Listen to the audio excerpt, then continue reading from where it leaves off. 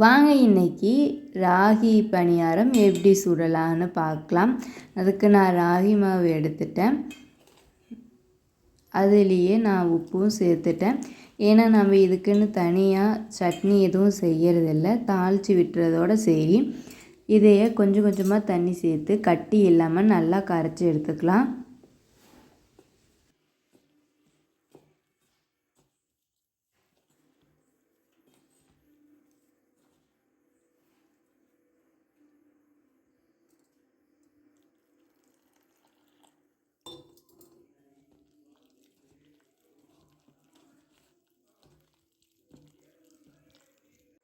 இந்த அளவுக்கு மாவு தண்ணி ஊற்றி எடுத்துக்கலாம். நான் ஆல்ரெடி தாளித்து வச்சுருந்தேன். வெங்காயம், மிளகாய், கருவேப்பிலை எல்லாம் சேர்த்து நான் தாளித்து வச்சுருந்தேன். இது கூடயே சேர்த்து நல்லா மிக்ஸ் பண்ணி விட்டுடலாம். ஏன்னா நம்ம இதில் உப்பும் போட்டிருக்கோம். நம்ம அப்படியே சாப்பிட்டுக்கலாம். உங்களுக்கு வேணுன்னா நீங்கள் சட்னி செஞ்சுக்கலாம். இது ஈஸியாக குயிக்காக செஞ்சிடலாம். இது ரொம்ப ஹெல்த்தியானதும் கூடங்க. நம்ம மாவு இருந்தால் போதும்.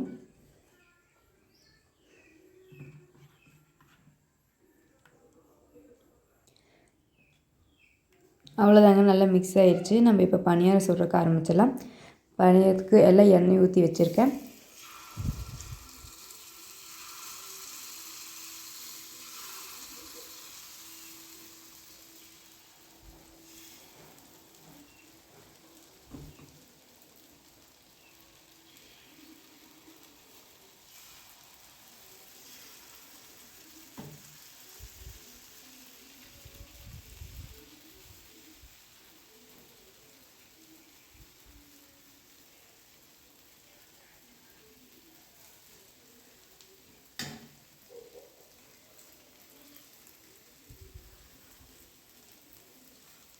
நல்லா வேகட்டும்.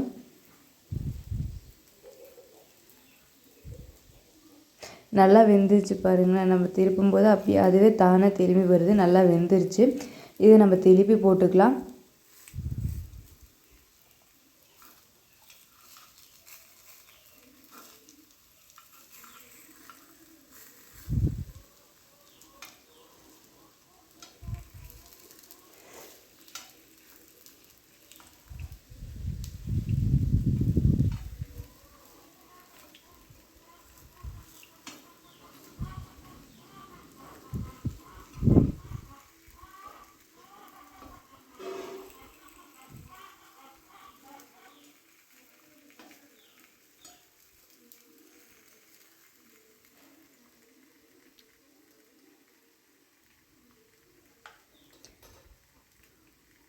ரெண்டு சைடும் நல்லா வேகட்டும்.